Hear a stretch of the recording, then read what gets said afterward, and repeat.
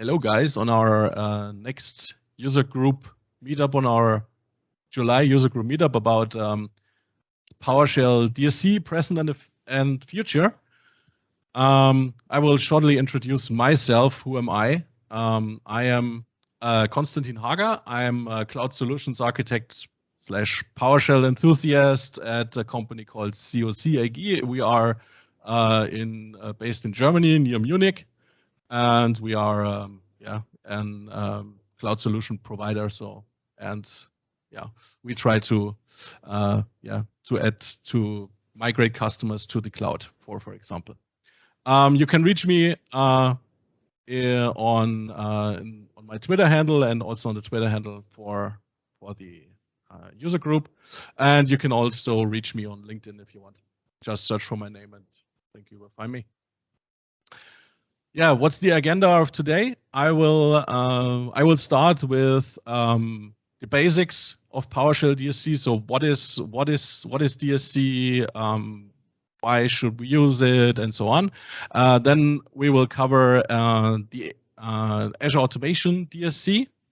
I will tell you what that is, what's the advantages of that. Then we will look at a pipeline concept, how to fill it and how to use it with Azure DevOps. And then we will have Gael in the call. He will talk about Azure Guest Configuration DSC. So that's also, I think, under covers it's called DSC V2 or so. Let's start. I will share my screen and then we will start. If I find the right screen. Yes, that should be the right screen. Okay. It's tiny. It's tiny? Yeah, if you can zoom in a bit. I have to zoom in. Better now? Bit better now? Okay, good. So let's start then with this one. Is it also tiny? You can see good, or should I zoom in? The one up at least, I would say. Okay, perfect. So let's not zoom in on Teams. I want to zoom on this one. Okay, so first I will, if you could raise your hand, please, for a quick poll. How many people are using DSC already, or how many people are heard of DSC? Quick show of hands, or write it in the chat or so. Okay, 4 people. Okay, so good that we cover the basics and have a look at it. So what is DSC? DSC stands for Desired State Configuration, and it's a platform where you can manage and develop your infrastructure with configuration as code. You write something that's called DSC configurations in a declarative way to describe the target state of your infrastructure. So we have many words that we have to discuss about. What's the configuration? What's the declarative way? What's the stuff all about? So we will cover that from the very basic. So what is declarative versus imperative code? So we have the imperative thing that I think we will, if you are PowerShell people, you will write that stuff every day. So you have to take care that, for example, the Windows feature is installed correctly. So you have to check first if this ASP.NET 4.5 is already installed. If it's not installed, then you install it, and if that's going wrong, write an error. So if it's already installed, then you don't need to install it. So that's the imperative way of doing it. And the declarative way for doing it is that what we use in DSC. So we don't care of how it works, and we define what needs to be done and how it needs to be done. So we don't care how it works. We just say, okay, let's make it so. And if you look at this, if the of the imperative way and look at the declarative way. In the declarative way, we will write something like a configuration. We will talk about a node. And then we have this Windows feature that is called something, in this case, IIS. We will say we ensure that it's present, so that it's installed. And what's the name of the feature, of the Windows feature in this case. So we don't have to do this if and else and so on. And we say that it has to be present and that ASP.NET 4.5 has to be installed. So that's the heart of the declarative way and of DSC also. Yeah. So any question on that or anything to add, Gael, for the first two things that I covered or mentioned? No, that's the key element. What? Sorry, I didn't wait long enough. I say, yeah, no, that's the key elements of DSC. It's the idempotency that you described. Really good. Yes. So if you want to, by the way, if you want to make sure that it's uninstalled, you replace present with absent, and then it will uninstall it automatically. Good. So let's learn about the vocabulary. So I have mentioned something about a configuration and a node, and this is a resource. What is it? What is it? The stuff all about? What do we have to write? What we can use, and so on. So here we will see some stuff about a configuration. So configuration is the declarative PowerShell script we define the desired state for the infrastructure.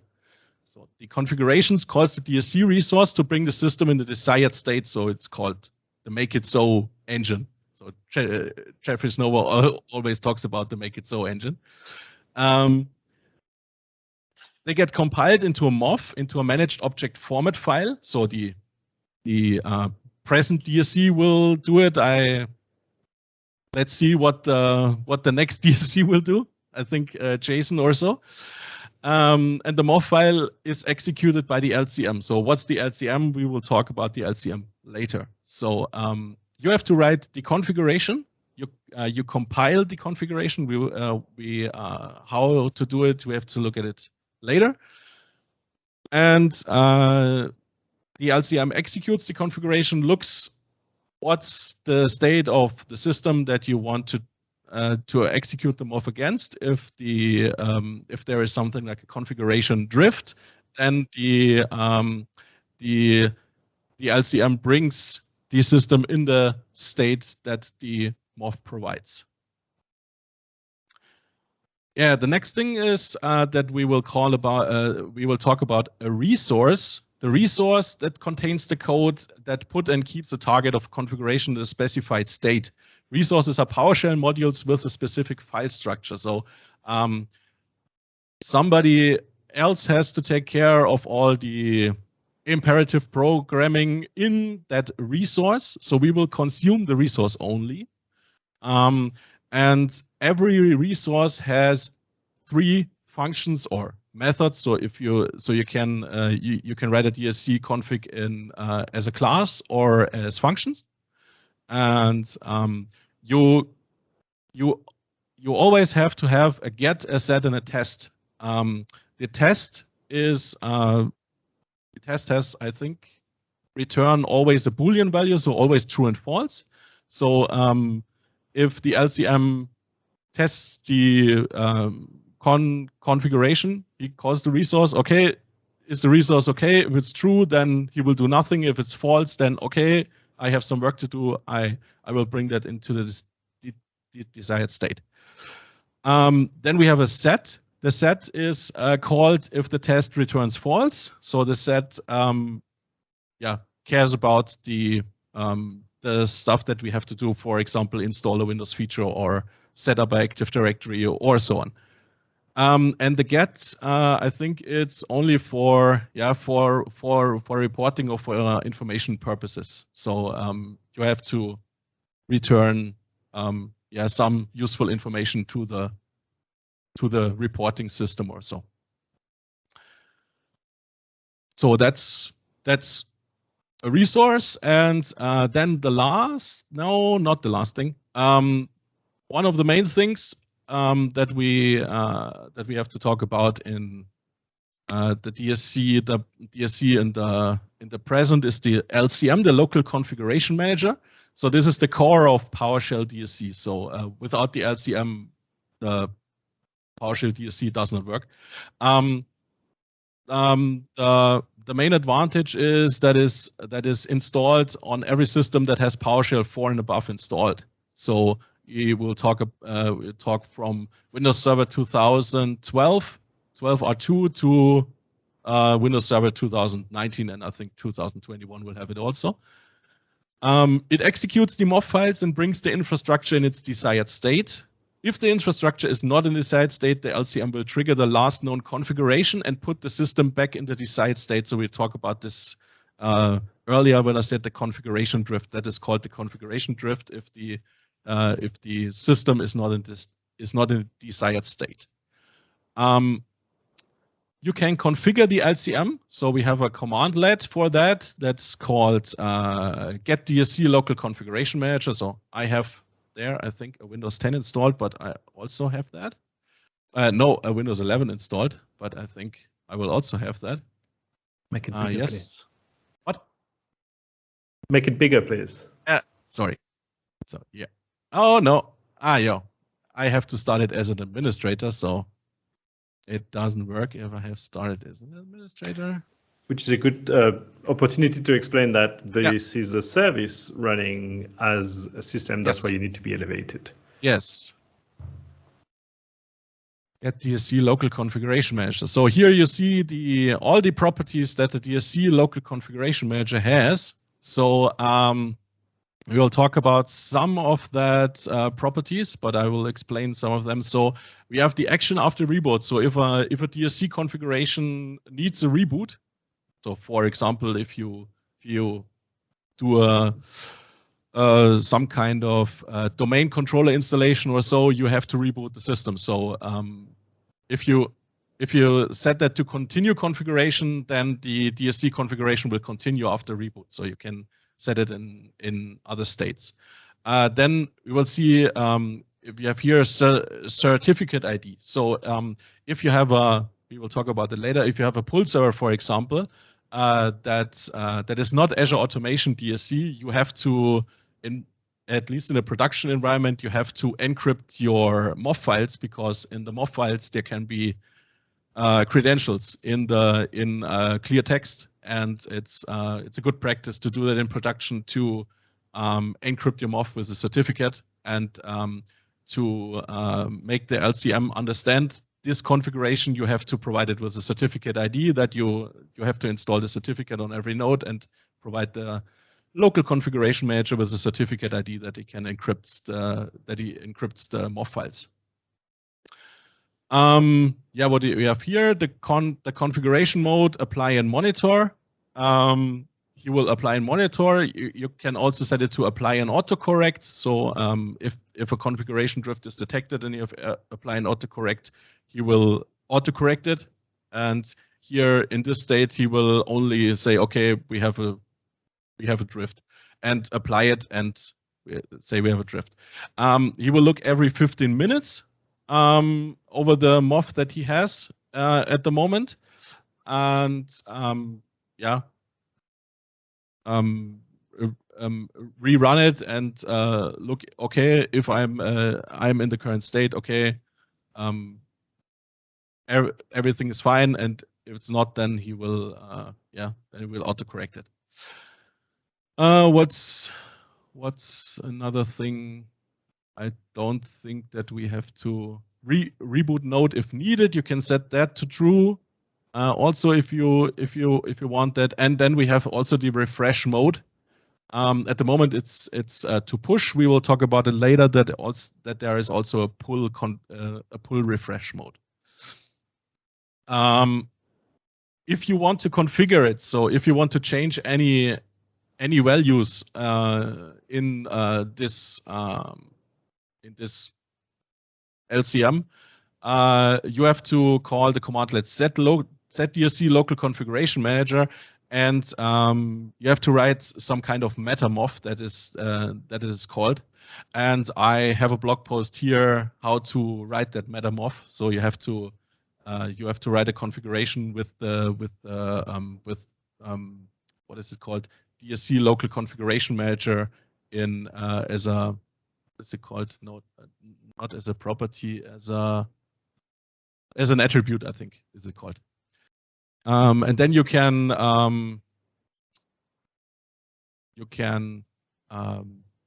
reconfigure everything that we see here. Any questions on that?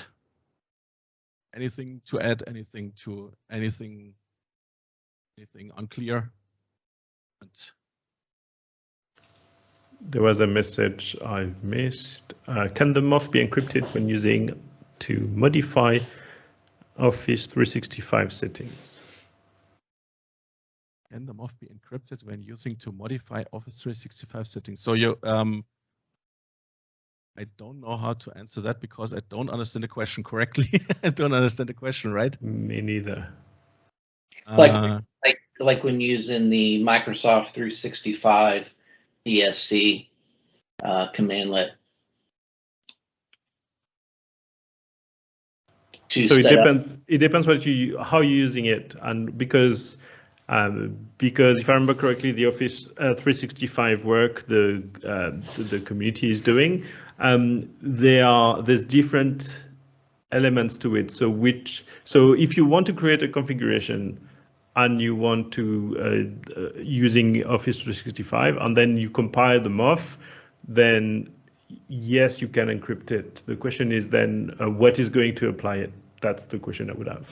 And that might be specific to the implementation.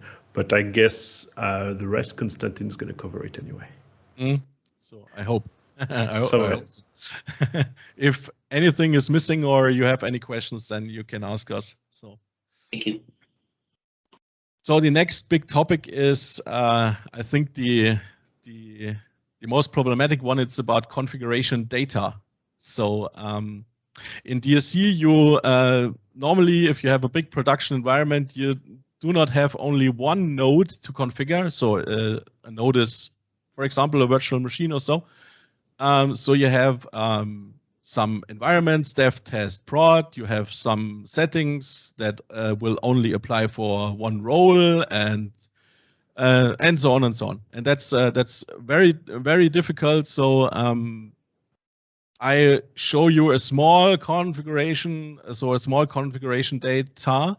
The configuration data is normally, if you write it like this, that's normally a PSD1 file, a PowerShell data file. In that PowerShell data file, you have a hash table, and then you have to have this all nodes thing, where there's another array in it, and then you will have node name star. So that's the settings that apply for every node. And then you have some settings for specific nodes. So like if you have this node name VM1, then the site content path is here, and the site name is website 1. And so if I try to configure an IIS, and for the VM2, the site contents is site 2, and the site name is website 2. And then we have something called non-node data. So that's something that's some settings that don't contain to any node. So you can, but you can access it. And if you want to use configuration data in a DSC config, you can write something like this. So you have the resource that you will import, and then if you have the nodes, you can have a variable that is called all nodes, and then you will call the node name. So DSC knows, okay, we have a node name VM1 and we have a node name VM2. And if you compile that configuration, you will get two configurations, one with VM1 and one with VM2. And then you have so you can imagine that like a for each loop. I think it's the best way to call it. If you see here the name, you can here say node.site name or node.site contents. So it will loop through all the node names and will present you this array as properties, so you can edit with the dot notation. And here you will see the non-node data thing. You can do it with here is it's also a variable called configuration data, and you can dot source in with the non-node data. So that's here, and then you can say config file contents in this case. So if you define some arrays that are not in all nodes, you can always reach it via the dot configuration via the $configuration data variable. And yeah, the configuration data, like I said, can get very complex very fast. So if you try to add some environments or so, for example, so I will do a shout out to Gael's module datum. So I've worked with that also in the PSConfU workshop that we had on DSC, and also I'm very much in contact with Raimund Andre because he built the DSC workshop. So I will link. Here are the two links to the GitHub. If I open one, I try to open that. I will make it bigger. So here is, it's under the DSC community, there's the DSC workshop.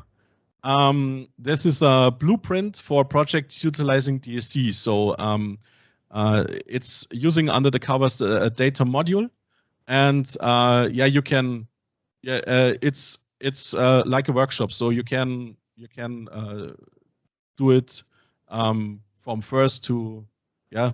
You can do the whole workshop, or you can use what you want from that workshop. So I think it's a very much good workshop, I think. Yeah, there's two things. So you can do it on your own and follow the exercises. Yeah. And there's two things. There's two sides to it. There's the workshop, so it teaches you and shows how to start and how to do some stuff. And at the beginning, there's not that much DSC specific things. You say, okay. How the pipeline, how do you change the pipeline? How do you change it? How do you declare some configuration? And then step by step, it helps you progress. And also, this is a very good pipeline for you to reuse and re-implement. So you just have to copy the pipeline files you set up into your own Azure DevOps or your own CI tool. And then from there, you just remove the data, and then you just use your own data that makes sense to you. And step by step, you change it, you build it, and that's how you progress. Yeah. And you can also use this one to use it with Azure Automation DSC for example, or so, because this workshop is only there for creating the MOV files. So make it easier for creating your MOV files, for testing, and so on and so on. You can do pretty much everything. And I think there is also, if you want to know more, I think there is also a video link, I think, in the notes. Yeah, I don't know where it is, but there is also a video link because they presented it on the PowerShell Conf Asia, I think. Indeed, yes. Yeah. So yes, we recorded that. I was in the room as well, and so I will send the link. So if it's not in there, I will put the link in there. Yeah, that's a very good workshop and a very good resource for creating complex DSC environments. Yeah, so the recording was not meant to be recorded. It's just that I was setting up, as it was the first day of the conference, so I was setting up the everything. So at the beginning, there's no sound for the first maybe few minutes, and then it's a one-day workshop that I've condensed into, I think, 3.5 hours, if I remember correctly. So it helps that having this and the discussions on top of the workshop repository, but you still need to, I would say, do the work in the repository. Yeah, and if you have, I think if you have any questions, you can yeah, reach out to Gael or the whole DSC community. We have a DSC, there's a DSC core community call or a DSC community call where I can ask questions about the project. And I think Raymond is also there. I think nearly every call. I'll show where to get information later on. Yeah, perfect. Good. Yeah, then another topic there with the refresh mode. So we will talk about the push and pull model or the push and pull configuration. So the push configuration is the easiest one. So you have a MOF. You will use the command let's start DSC configuration. Optionally, we'll give it a computer name and the path to the folder, not the path to the MOF, only the path to the folder. And then start DSC configuration will apply all the MOFs that are in the folder. And yeah, that's the easiest way. So if you will apply the configuration only once or test your configuration if it's working, then you use start DSC configuration. At least that is what I do. If I test if the configuration works. One advantage is also that if you do the weight and the force and the verbose, that you can see where it errors out if there are errors or not. The pull configuration is a bit. Yeah, it's the preferred method if you use it in production. You have to have a central Windows server if you use it on-prem, or as later Azure Automation DSC, you can use Azure Automation DSC also with on-premise resources. And you have to have the Windows DSC feature installed. So on the newest servers, there is a role called, I think I have it here, DSC, or you can compile it with a specific DSC config to apply to set up the IIS web server that is needed for that. You can use it. You do not have to have an IIS server installed. You can do it also with the SMP file share if you want, but I think the IIS web server is better. So at least that was my. Unless, but if you get started, just an SMB share works fine. Yeah. If you're just getting, like, if it's just a POC, don't go like setting up a server or anything. If you have a share, the idea is the agent's just going to pull the configuration MOF. So whether they pull it from the web server or from the SMB file share, if it's just for testing, the SMB works really well. Yeah, if you set it up with the IIS web server, you will end up with two websites: the PSDSC pull server, that will allow nodes to download the configuration, and also the compliance server, and the nodes will send the status. So if the configuration was successful or not, and then we have to build. You have to build reporting around that to get the status of that. But we will not install a pull server today. So because we are using Azure Automation DSC, if you want to know more about that, I have a resource to install a pull server on. I think it will cover both ways, at least the HTTPS one. So what you have to do to upload the configurations and so on and so forth. That can be very difficult if you don't know what you're doing. Any questions on that? Push and pull configuration, everything clear? Am I too fast?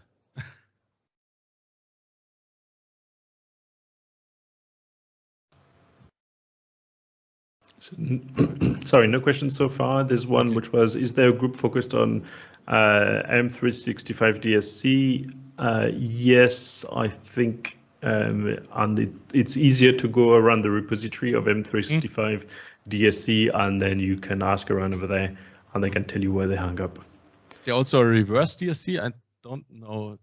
Yeah, it's the same. Well, so a lot of it has been done by Nick Charlebois, and that's why earlier I was saying it depends what you're doing. So Nick's done something which is, okay, how do you get information from using DSC, if you want, how do you reverse engineer what exists with DSC? I always say, well, be careful when you're doing this, because that's losing part of the discovery process and the re-engineering process, so starting from scratch. But it's very useful to get information about what you have based on, I would say, the DSC syntax. So that's what reverse DSC is about. Reverse DSC is not pure DSC. It leverages DSC, but it's an add-on, if you want, that that can be used. And I know SharePoint, the SharePoint DSC resource implements this as well. And there's M365 DSC, and there's some other, I think there's another, but I forgot. And you need to remember why they were using this. So this has been created by Microsoft PFEs, the former name for customer engineers. I was looking for that. And what they need to do is they need to quickly produce an existing environment when they need to troubleshoot, and that's why they reverse DSC to be able to then use DSC to set up a very similar environment. Okay. But yeah. What's your take on using partial configurations? Recommend or avoid use of?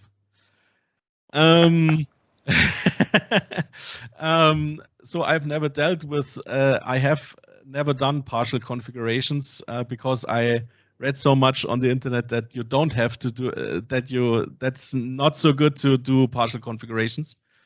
Yeah, because partial configuration means that you will get multiple configurations put on the node, and that can be very dangerous or very confusing for the LCM to what to apply first. So if you do not know how to do partial configurations, it's very difficult. So my recommendation is to not use it. It's always a big discussion. So I'm probably quite loud about don't use it. Yeah. I always say don't use it, but I know people that are using it successfully. And the main reason they're doing this successfully is because they have a very good understanding of how it works and the challenges of using partials. One of the challenges, the resolution of, let's say you have 2 bits of configuration, you have the 2 bits which are independent, and then it's only resolved, like whatever they're doing, on the node itself. So if you're doing very thorough testing of your partials together, so how do you combine different partials together, then maybe you can be successful. But the best is not to use it, in my opinion, because then you avoid this problem, and then it forces yourself to make the resolution before. So when you do the compilation, it just merges the things together. Yeah, the one example to use partial configurations could be if you have a storage team and you have a DNS team and you have an AD team, they all write the same configurations and maybe they collide, and one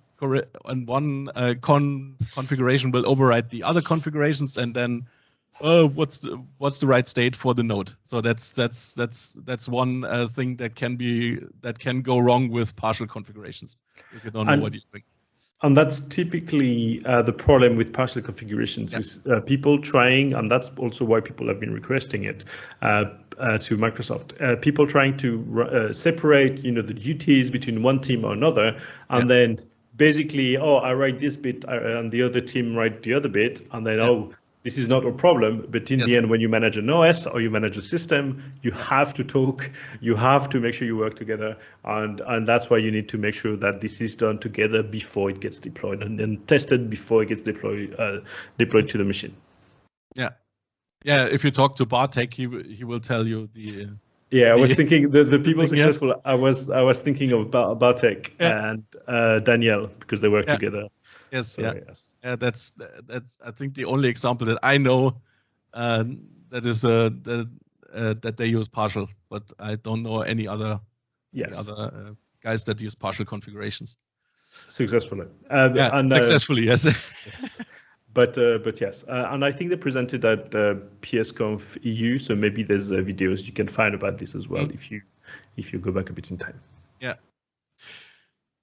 Good. Questions asked, Eric? Is there another questions in the audience? I will talk about a bit of Azure Automation DSC, and then we will dive into the demo. Let's look what I've built.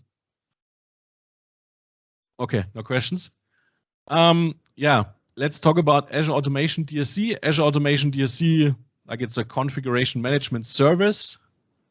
Service is a good word because we don't have to install or maintain it or so. That allows you to write, manage, and compile PowerShell desired state configurations for nodes in any cloud or on-premises data center. So you set it up on Azure, and you can use it on AWS, Google, and on-premise or and so on. And it's included in an automation account. So you have to set up an automation account. In an automation account, there are many things like state configuration that we will look at now. So we have something like update management where you can install Windows updates with, and some other stuff we will see later. And yeah, why we have or why Azure Automation state configuration? And yeah, first on, you have to host nothing. The biggest advantage is the rich reporting. So that's the biggest advantage of this, because if you use a pull server, the normal pull server that you get, you don't have any reporting. So which node does have which configuration on, or if there's an error in the configuration, on which step it is. And yeah, there's a rich reporting system in Azure Automation DSC. Yeah, and you don't have to care about setting a pull server up, because Azure Automation DSC is a pull server already. Yeah, and I think we will look at some configurations first.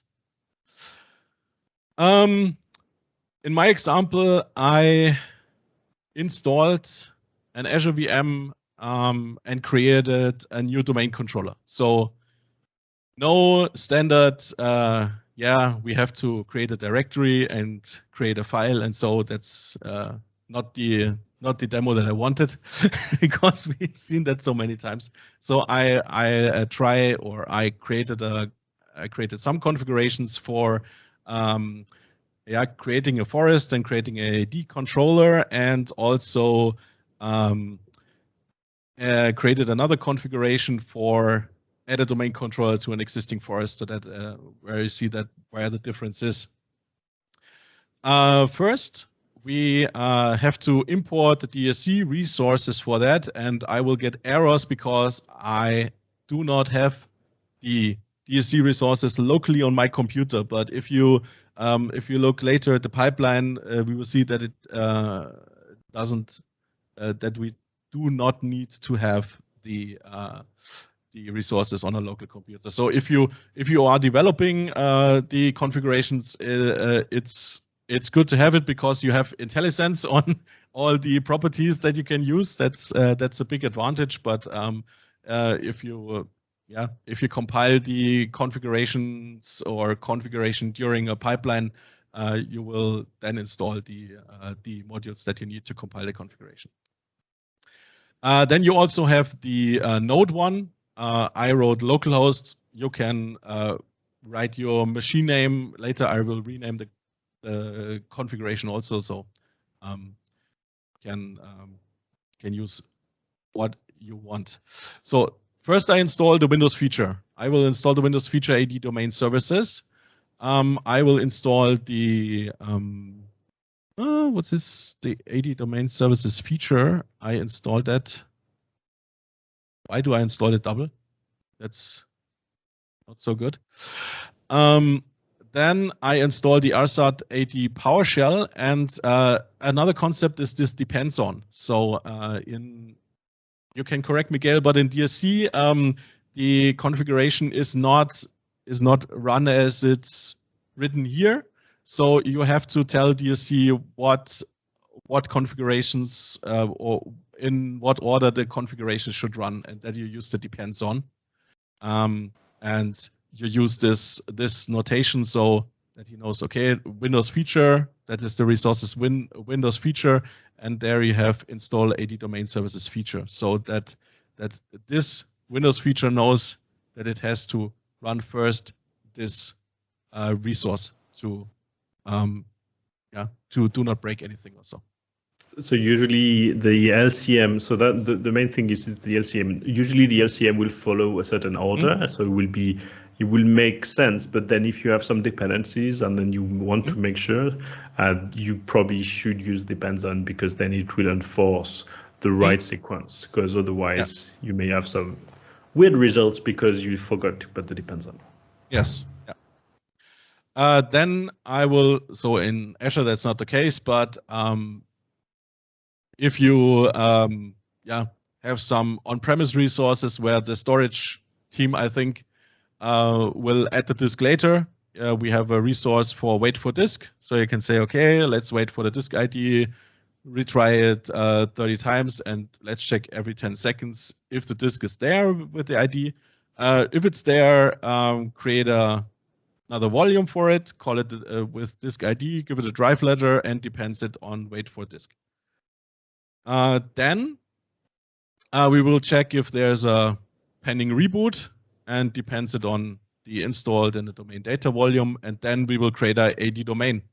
We will have here the domain name that is here a parameter. So you can use parameters also in configuration. So you can, if you replace configuration with function, you can use parameters inside a DSC configuration to, for example,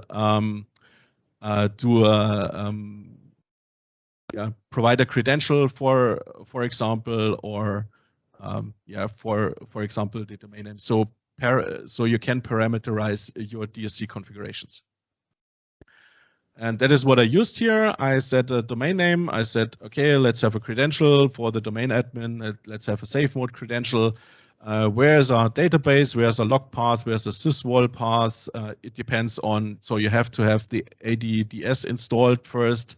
You have to have the domain data volume, and you have to check if there's a pending reboot.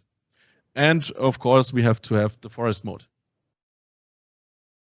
And if you compile the configuration, you have to call the name of the configuration and pass it the parameters. And then the outcome is the MOV file if you give it all your parameters and so on.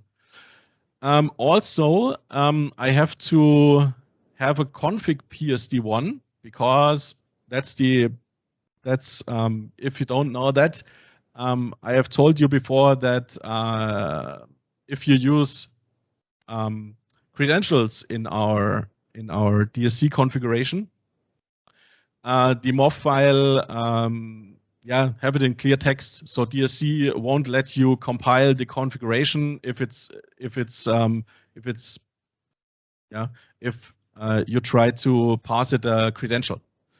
And for this one, so in Azure Automation DSC, it does not matter, because Azure Automation DSC encrypts them off automatically. We will see that in the after that. But you can go around that to use PSDSC allow plain text password to true. But be careful if you use it in an on-premise environment. You have to have an encryption of your MOV, because if you set that, the configuration compiles correctly, but the password isn't clear text. So please have that in mind, that you encrypt your MOV with a certificate. Yeah, in my case, here I will also provide some parameters that I assign later in the Azure DevOps pipeline. So I will convert some domain admin password to a secure string, or some safe mode password to a secure string. Then I will create some credentials and I will pass it to the configuration, and the configuration compiles later. And the add DSC to existing forest, it's almost the same, but you have to wait for the domain, because if it can be the case that the configurations runs synchronously, and if you try to join a server to a domain that isn't there, that doesn't make any sense. So so there is a resource for wait for domain that will wait, or that will look for the forest, and if the domain or the forest is there, then it will continue to add the domain controller to add the domain controller to the forest. So that's the only difference on this one. So let's look at the pipeline. What I've set up. I set up a pipeline. Where is it? Here is it. I have set up something. Let's look at it. Yeah. No, I don't want kubectl to be installed. I will set up 2 stages, one build stage and one deploy stage. Here I compile the configuration. So I will go to the file path, to the config ps1, and I will pass it all the parameters that I have here in my parent block here. And where is it? And I will. The reason why I'm doing this, because I have the variables all set in the pipeline. So especially the passwords are secure pipeline variables. So you can do that with a key vault access or so. I decided to do it with secure pipeline variables. And after that compiles, you will get offs. So here we have this step that will produce this localhost.mov. And in this case, why is it called localhost.mov? Because here we have the node name localhost, and this name is like the node name. So in my case, I renamed it to create new AD forest. In this example, you can rename it like you want. Normally, you will call your configuration like the node name. But that was, I think, it's the node name or the configuration name. So you could have instead of having node localhost, you could have had node create new AD forest. Yeah. Yeah, so you can in this node thing, you can write what you want. So you can also call it my node or so. Then the configuration will be called my node.mov. And I do it with everything. So add DSC to existing forest. I will compile, and the create file example I will compile. And then what do I have to do here? I will copy some PS1 files that we need later for Azure Automation DSC. So we have to install the needed modules. So here, what I mentioned, could not find the module Active Directory DSC. So if you compile a configuration without having the resources installed, it will error out. And also, if you if you compile your MOV and add it to a pull server, you also have to have the resources available at the pull server, because the node will pull the MOV and the resources to apply that configuration. And therefore, this is the script I used for doing that. And yeah, the next thing is installing the node configurations, and then I will package everything together in an artifact name called off. And then I will publish it to Azure Automation DSC, and I will first run the AAD DSC needed modules. So first to make sure that all the modules are installed with the right versions. So if we look at this install, where is it? Needed modules here. I created a list with all the DSC modules that I needed, and I think the most important part is the version. So we can write here the version information, because in this agile times we have some breaking changes in the modules, and they will break our configurations. So I decided to use this approach to use the version that I know that the configuration will run with the version. So if I decided to always pull the latest version, then we can have some nightmare in the production environment, because the configuration don't run because they change something in a module in the resource. And then I will for each over that, and then I will use the commandlet new AC automation module, and I will pull the module from the PowerShell gallery directly. I will use the link API v2 package, and I will use the name / module version, and it is pulling it directly from the gallery and adding it to the module page on the Azure Automation on the DSC state configuration module page. And then you have to write a while loop to get the provisioning state of this module, because it can take a bit of time to import it correctly. And for that I wrote a while loop for using the get AC automation module commandlet for asking it the provisioning state. If it's not creating, then we will know, okay, this module is installed, we can go to the next module. If you don't do that, your configuration, I think, will not be imported correctly, because Azure Automation DSC will tell you, there's a module missing. The next thing is for importing the AC Automation DSC node configuration. So you can compile. That is what I've done.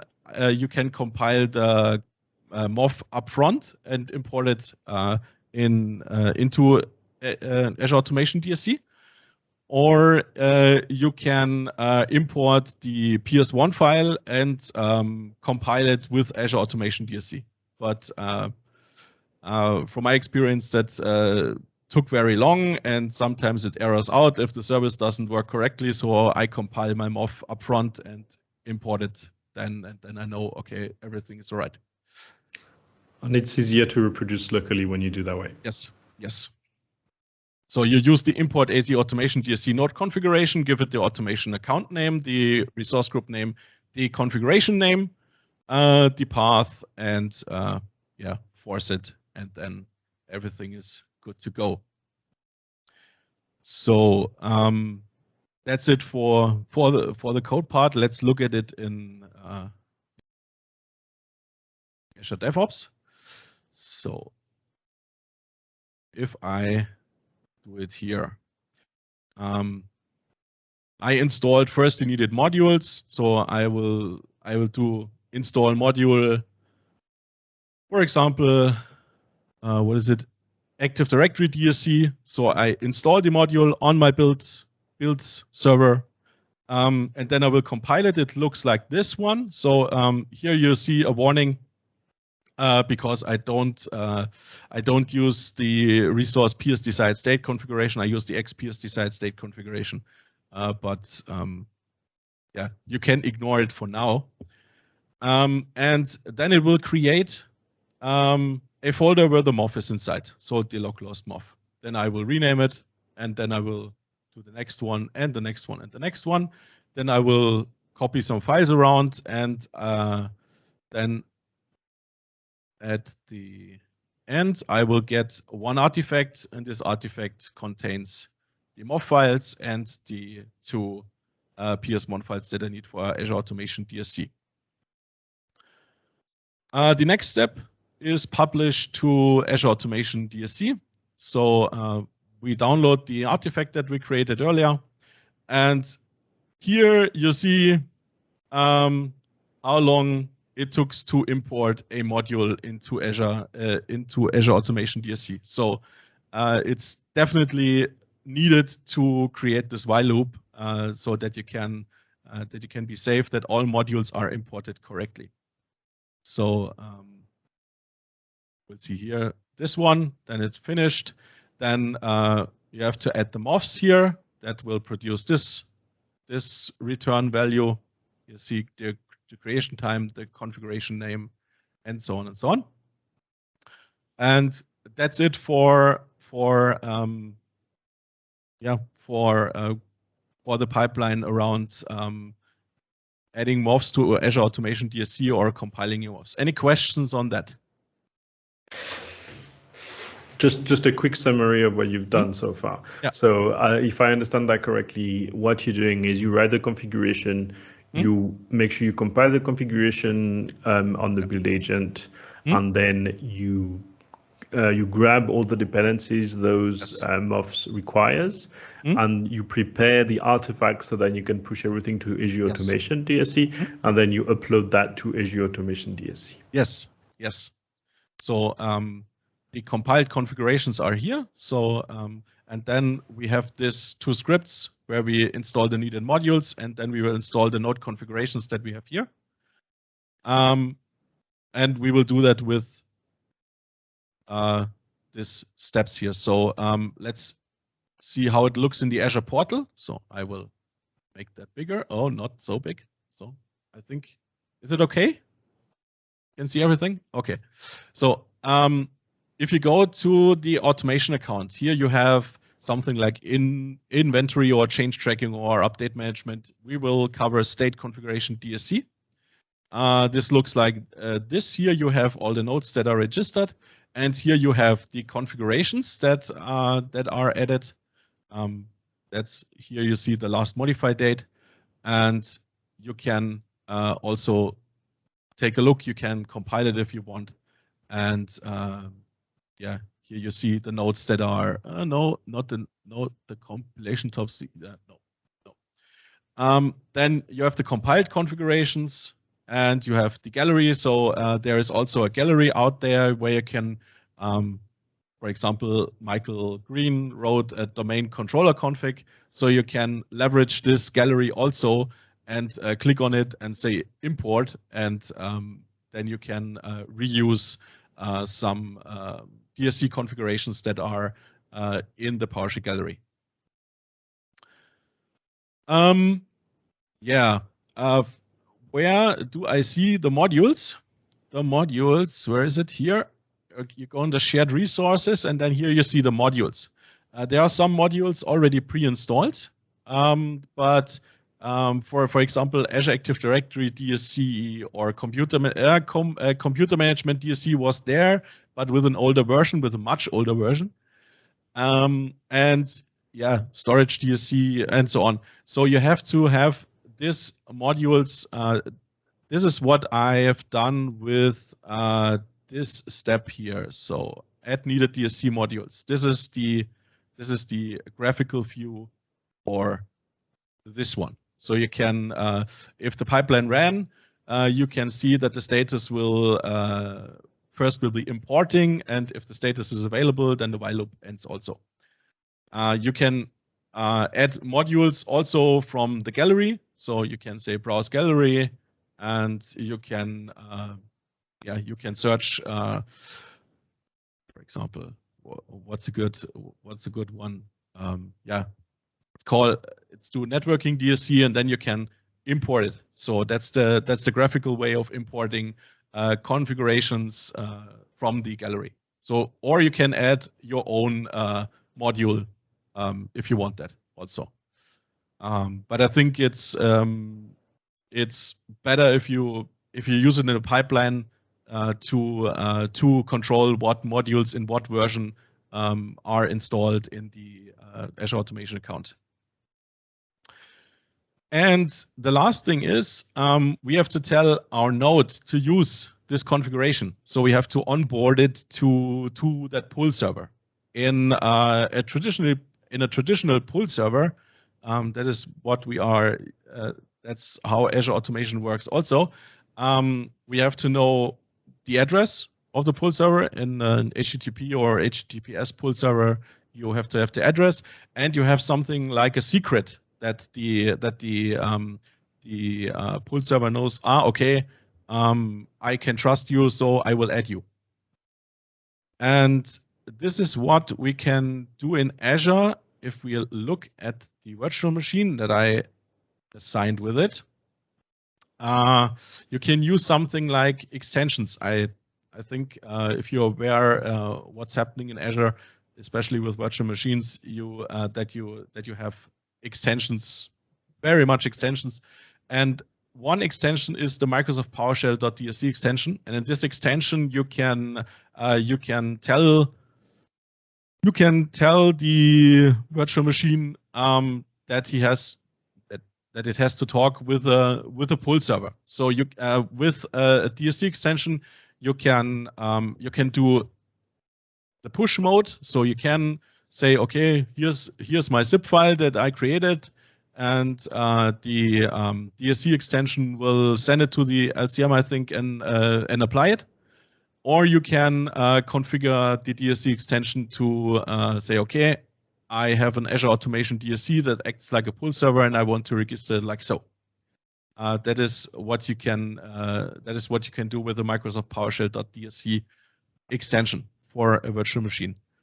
And I think, I don't know if we covered, Gael, but I think you can also use it with Azure Arc, I think. The DSC extension. I was wondering as well. I'm not too familiar with the Azure Automation DSC, but I would be surprised if you can't.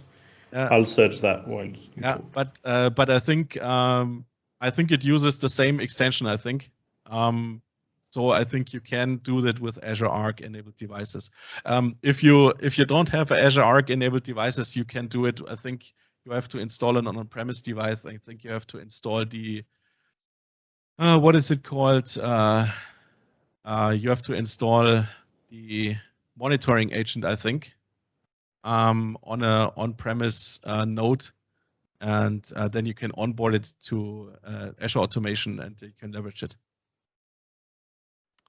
Thank you.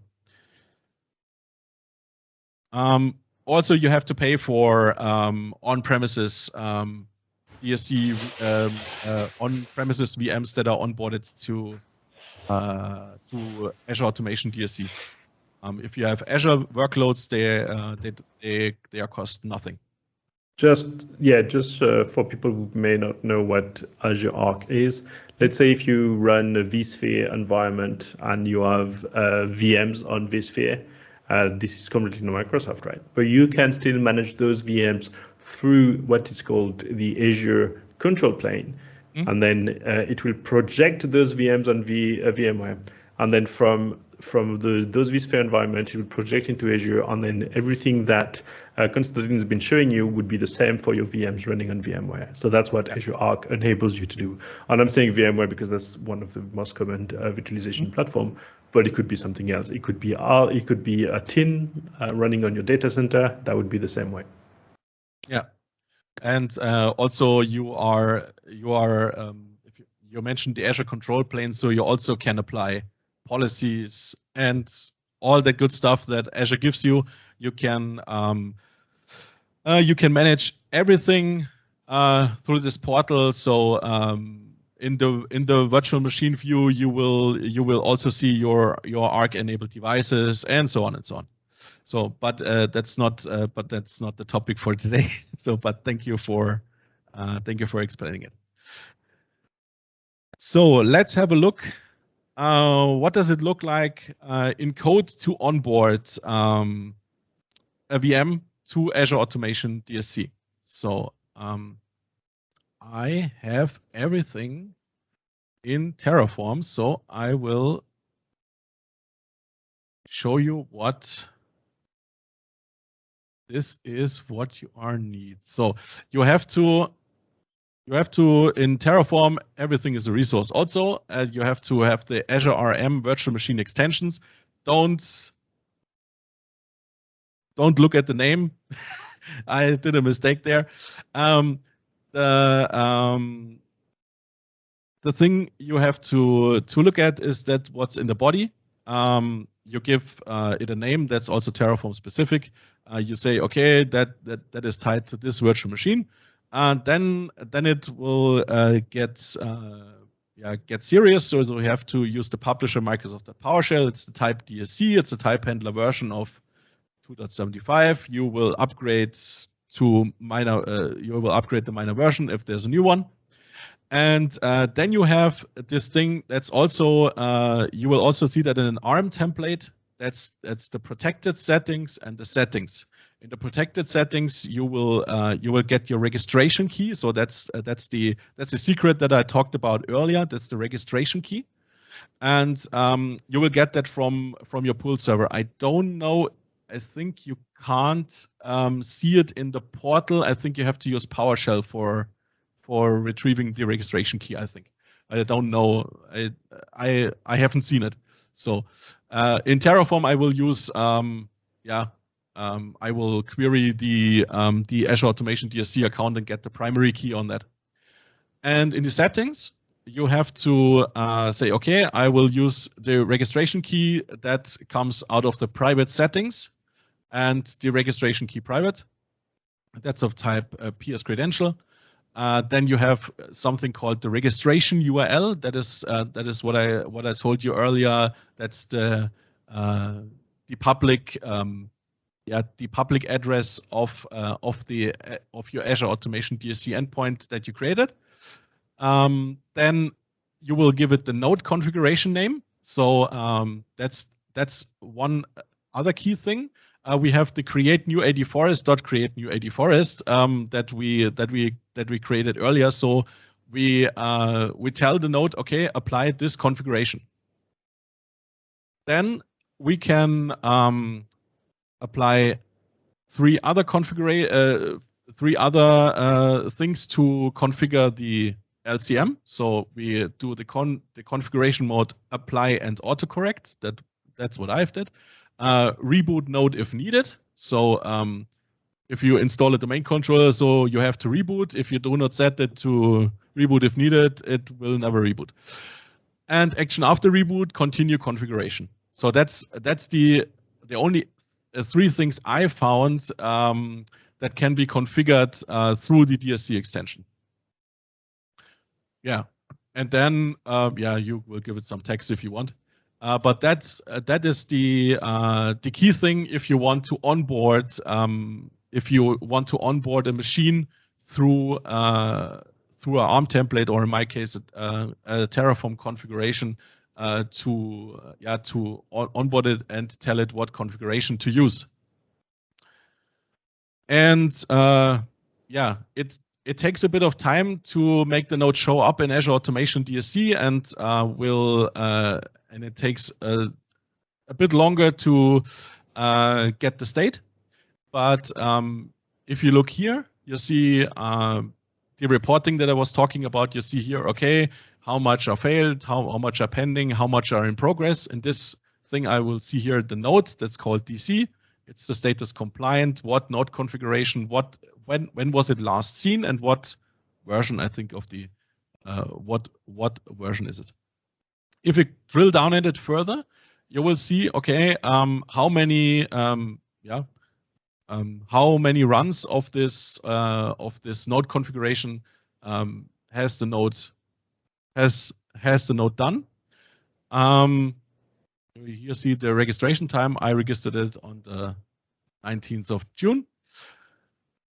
And this has this IP address. So, and you can see, okay, if we go back here, that it's not so easy to get it right the first time. So if we look into that, you can see, okay, that's the report ID, that's the report status, and here you see the resources that I showed you earlier, and then you can drill down. So okay, the domain failed. You can or here, and then you can see the error message.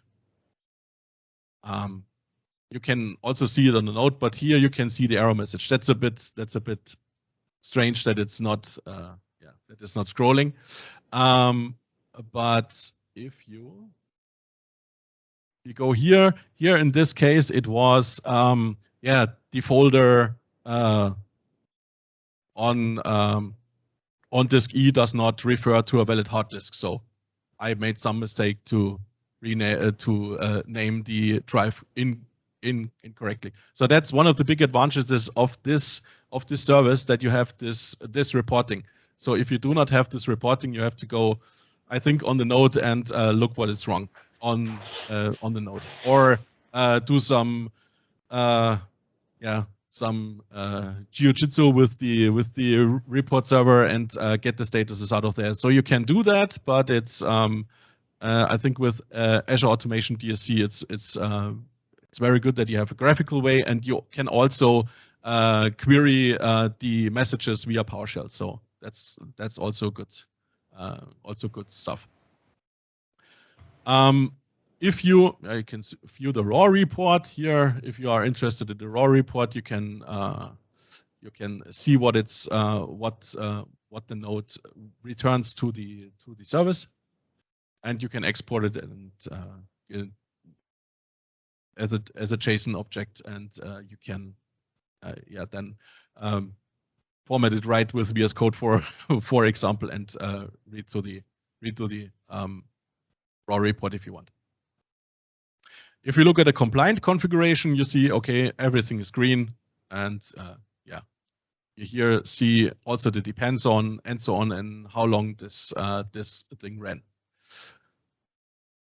I have to cover something else. Is there any questions on something I showed for the reporting, the pipeline, or on Azure Automation DSC and so on? Nothing in the chat. Nothing in the chat. Okay, so I think I'm done with my presentation. So if you don't have any questions on what I showed you, I think I will hand it over to Gael, and thank you for your time. I see some claps. Thank you. Thanks you. And yeah. And you're doing that in English because of me as well. Yeah, that was my first presentation in English, so bear with me that if I have any stuttering or so. It was my first presentation. I'm also a bit nervous, so. Yeah, it's good. Don't worry. Good. So, yeah, I will hand it over to you. Please introduce you, and I'm excited what you have to see, what you have to cover. Hello. Hold on, I'm not set up because Teams just changed my layout. Yes. You know, when you present every time, you just change your layout. Yes, perfect. All right. And I see also we have some subtitles there. Okay. Yes. Oh, that's automatic. Yeah. That's the new thing that PowerPoint does automatically, I believe. Okay. Good. So. And we'll see how he copes with my French accent. So we'll find out. So it's good. It's good, and it's hard to go after that. So there's a lot of background that Constantin told you about DSC, and then there's on top of that he added the Azure Automation DSC, and now we're going to see. So, do you have actually, Constantin? Do you know when Azure Automation DSC has been released? Do you have a rough idea? Oh, I think. Yeah. So it is a service that is it's relatively old. But it's been through a few iterations, so it changed a little bit over time. Yeah. Yes. So it's in a good state where you can use it. So in earlier stage, there were some errors, and so I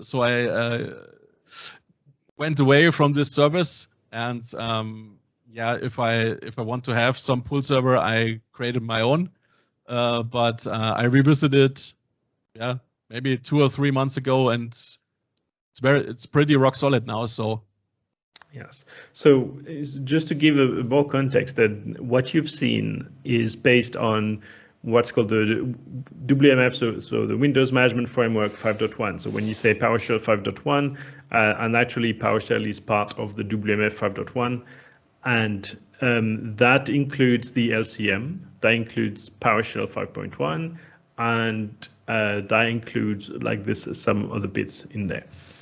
And as you know, that branch of Windows PowerShell on the WMF 5.1 is not going to be is not going to evolve from where it is now. If there's security patches to vulnerabilities to fix, that will be fixed, but new features are not going to come there. And one of the main element is, well, Windows PowerShell is for Windows, and now a lot of things goes beyond Windows, and there's much more integrations between, I would say, Linux environments and Windows environments. So a lot of work has been going from the PowerShell team to work on PowerShell cross-platform, so PowerShell version 6 onwards. I know the latest release is 7.1.3, if I'm correct, yes. And the 7.2 should be there in a few months, roughly. I may be wrong, but I would say I think November is the plan at the moment, but I'm not too sure. I hope so too. Yes. that they get in the release cycle for .NET Core. So. Yes, it's following .NET Core, so that's why they don't know either when they will be able to, but roughly the plan is around November 7.2 will be there. Yeah. And initially DSC was part of PowerShell in the term that it was the same team, and then after some time, so DSC, the first release of DSC was with the 2012 R2, if I'm correct. So around 2013, at the end of 2013. PowerShell 4, yes. Yeah. Yes, and that was PowerShell 4. And then PowerShell 5.0 and 5.1 was, I would say, the version that we're using at the moment. So that's still has been a good few years. Yes. But with the PowerShell team going cross-platform and doing a strong effort to rewrite lots of code to make sure it's cross-platform, then the configuration team, the DSC team, was thinking, okay, how does that impact us, and what needs to be done? And the first elements that we've seen was talks around a DSC core. Like, he had several names that were sent around, but they were not clear because it was hard as well for the team to find out exactly what it needed to be and how to evolve the DSC, which was a good concept. So a lot of work has been done, and it was called DSC Core. Then it has some other names, DSC V2, and there's a lot of confusions around those things. I will have to, as we go, probably clarify a bit, but if you have some questions, feel free to drop them in the chat. There's also PSConfU 2020 talk from Michael Green and myself, which is called DSC is Dead. the hint is it's not, but the idea is to go through a bit the changes that happened and the different elements and where things were going. There was that was a year ago now, it was June last year, and we were discussing, okay, what was the plan and where DSC was going and where Azure Policy Guest Configuration was going. And I would say now, a year later, a lot of things have changed. Not everything is released yet. So not everything will be discussed today because I'm not allowed. Yeah. But a lot of things have been discussed, and Mike already gave a lot of information around what's coming up soon, and we'll see also what is already available. So there's parts which are available, have been there for a long time, and then there's new features and new things coming up next, and next is very soon. I would say there's more coming up probably by the end of the summer.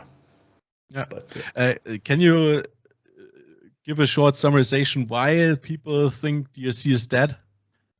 Well, why? There's many elements to it, and that's something that, as I would say, at least Michael Green is the program manager for everything configuration in general. So guest configuration, to be more specific, and when we say guest configuration, it means not the Azure in general. It's like more when you have a VM, how do you configure that on Azure? So that's I would say roughly his job description. So he spent a lot of time thinking about, okay, why people think DSC is dead, because DSC is definitely not dead, and it's in use by Microsoft, by Azure, but people people expected something, and people and like there was imprecise communication maybe as well. So saying like we're going to that direction, and that was maybe not precise enough, so people expected something else. And the plans, and Microsoft has a big plan for Azure, and the plan was maybe not aligned as well. So so that's probably why people have expected to say how DSC is dead, and also because you have only a subset, I would say, of the PowerShell community that knows or use DSC, because first of all, you can use PowerShell in many other ways, not necessarily for configuring infrastructure, not necessarily for configuring VMs. So you have a smaller subset of the community that deals with that. But the principles are the same and are very relevant to those configuring servers. And a lot of people have been actually using, maybe without knowing it, but it's been more and more active. DSC has been more and more active within, I would say, some of the software configuration management systems like Puppet or Ansible. And so people have been using it. A lot of people have been contributing to the DSC resources. And I will go through what the community is doing in a bit. And I'll try to be a bit faster. Yeah, another thing, I think, what made the people think that DSC is dead, or that Microsoft will not invest in the on-premises pull server, so that with the 2012 R2 to 2016, so there was a big change that you can use SQL for the backend and not Access database and so on. And if they told, okay, we will support it, and there are no patches for that, most people, I think, say, okay, we do not have to invest it, because Microsoft, they don't care about investing further into pull server technology. But most people don't think that Azure is now the most invest for Microsoft. Yes, they can get so it's the most money out of it, or they will invest in this platform first. Then it's true that Microsoft was not that interesting. So in the long run, they don't think managing something in your own data center is where they should be investing. And when I say that, I mean in the traditional mindset where you manage everything from the bottoms up. So you manage the tin as well as you manage everything. And that's still how most organizations are running. And I would say maybe for historic reasons, even if they are transitioning to maybe more cloud resources or cloud compute, they still think, bottoms up. And the difference is probably coming, like, if you think about the market, this is the existing market, but this is not where the market is expanding. So if you look in the long term, Microsoft was saying, okay, in the long term, what do we need to do and where do we need to invest? And in my opinion, I'm not Microsoft, but in my opinion, they were thinking, well, in the long run, it doesn't matter that much where it is, and that's why they really invested in having the control plane on Azure.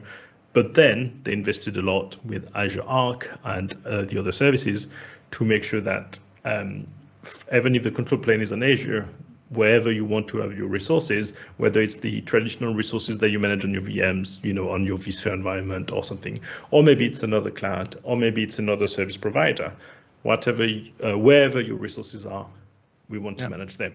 But to think about it that way, that means the service itself had to evolve.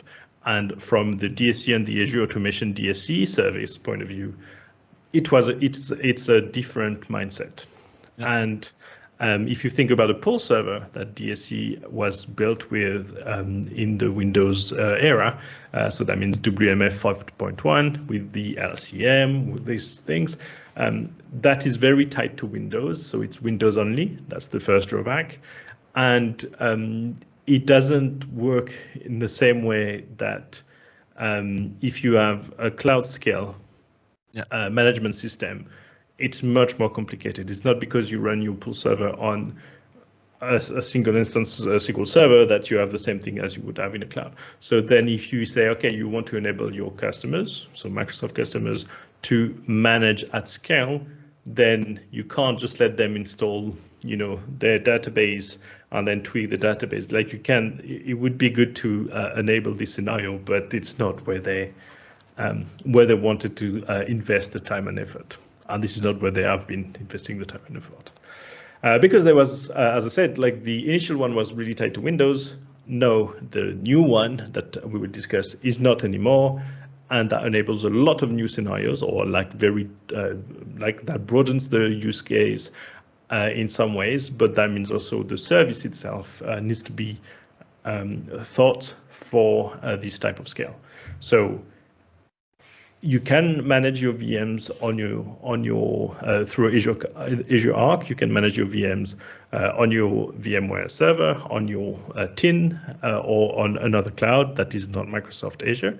But you can also obviously do a Microsoft Azure. So that is enabled through Arc, and along Azure Automation DSC enables that, as I put the link in the chat. And what we're going to talk about, Azure Policy, also is going the same path. All right, so what does it look like? I'm not going to spend too much time in showing the GUI. I just want to, let me bring that one here. Is it big enough? Yes, yeah. I can read good, yeah. Okay. So I'm not going to spend a lot of time. So that's just my some VMs. I actually have only one VM today, but I'm not going to spend too much time into this because I will show you there's a video from Macrogreen to get started, which is really good, very quick, and he explains it much better than I do. But I want to go through, okay, what does it look like? So policy, actually, no. Go from here. If I can type, and you see, you know that I can't type, and you find it for me. So if you go to policies, I would say in Azure, it's a service that does policies. And there's a subset of those policies which are specific to VMs, and that's what we call guests. So a VM is a guest on Azure, and this is the guest configurations part is a subset, I would say, of the policies. So similar to what you've seen with Azure Automation DSC, you can already feel that it's a bit similar in terms of the dashboard and the information you get. And we're also talking about compliance. So when you have a policy, you say, hey, this is how I expect things to be, and we're taking DSC or not DSC at the moment, it's just the policy. Then you have the reports, whether it's compliant or not compliant. And then if we drill down to more specific, so let's go to the definitions first. You have lots of type of policies, but then if you look at the categories, you can drill down and go specifically to the guest configuration ones. And that's all the ones that are there. So let's look only at the, so that's the built-in policies, and you can have custom policies that you will build. And that's one of the things I want to spend a bit more time on to explain you the transition between DSC and guest configuration, which is it's not just how to use the service that I want to show you today, because that's something you can get from the documentation. And it's how guest configuration relates to DSC.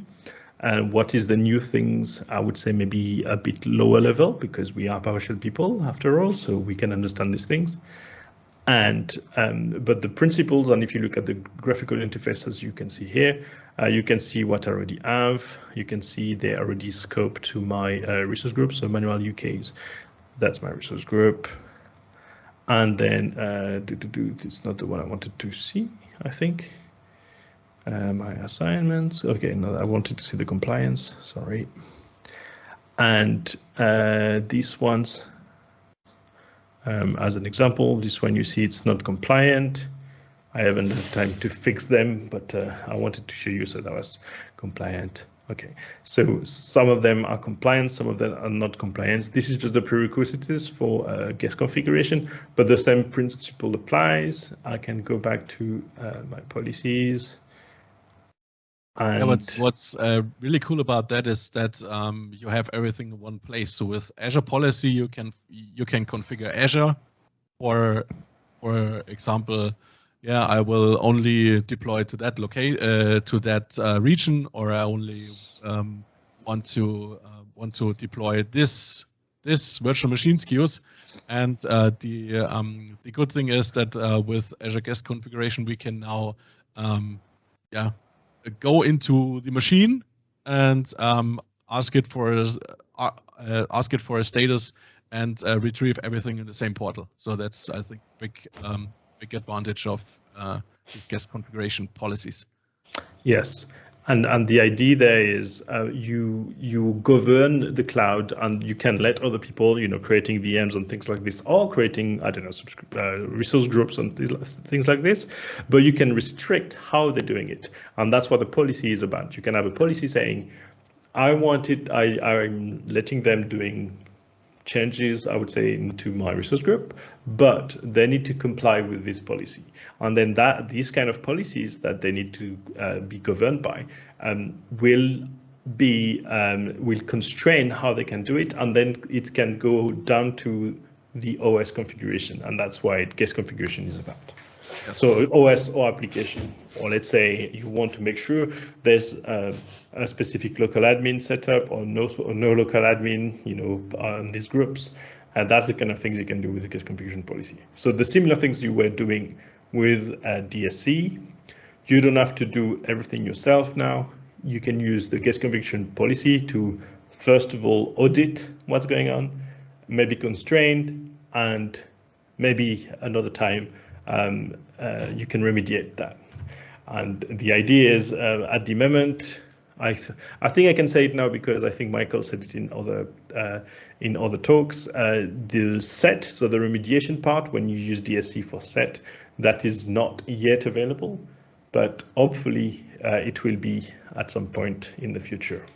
Yeah, I think he showed it in the last DSC community call, I think, or some engineer showed it, I think. Okay, so as long as not me, that's fine. Oh yeah, I think he did it as well at the PS Summit.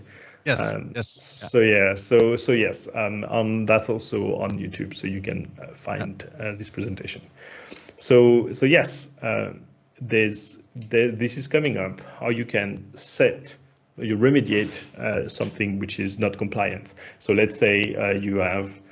A good example, maybe you have a local account that you don't want to be on the machine. The remediation would be to remove it.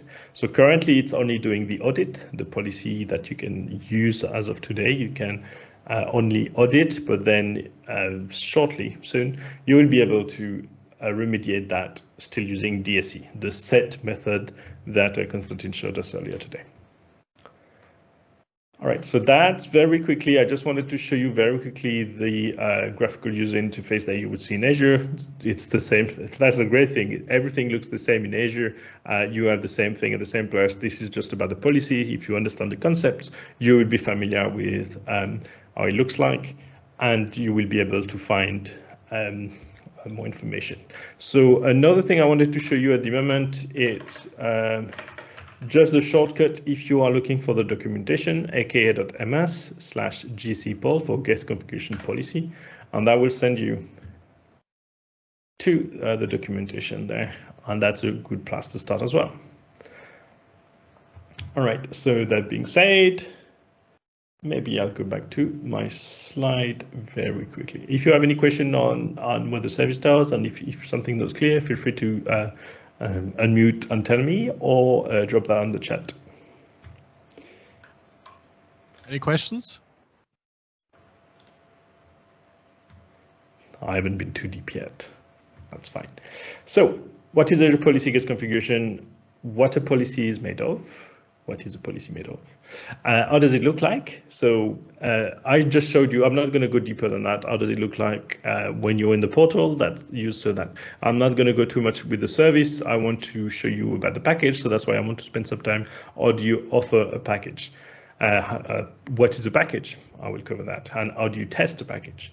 I'll see if I have time to show you that. Probably not, but I can show you some resource, or maybe later I will come back, or you'll find us. So you've seen, I just want to stop there and go back a little bit with the DSC. What is the DSC community and the DSC ecosystem? Just because you've seen a lot of things DSC is saying, okay, where do I go if I need to learn more about DSC? If I want to see more with the community, what people are doing, maybe find some help, discuss about what I think should be done, where do I get more information? Like, there's a lot of content, and we started using the dsccommunity.org. We started to try to create a portal where you can access to this, and hopefully making it a bit easier to follow the community and saying what's going on. So we have information about the community, how we are organized. I'm not going to go too deep today. The resource modules, that is something that you may be interested in. So we have modules, and within the modules, we have the DSC resources that Constantin showed us earlier today. So he covered some of Active Directory DSC as an example. So if you go there, you can have some information about the modules that you have. And then you can see the DSC resources are listed there. There's some information you can find. So this is already up to date. It's every time that we updated it. And that's been a long time. We should just read, it's just a JSON that generate.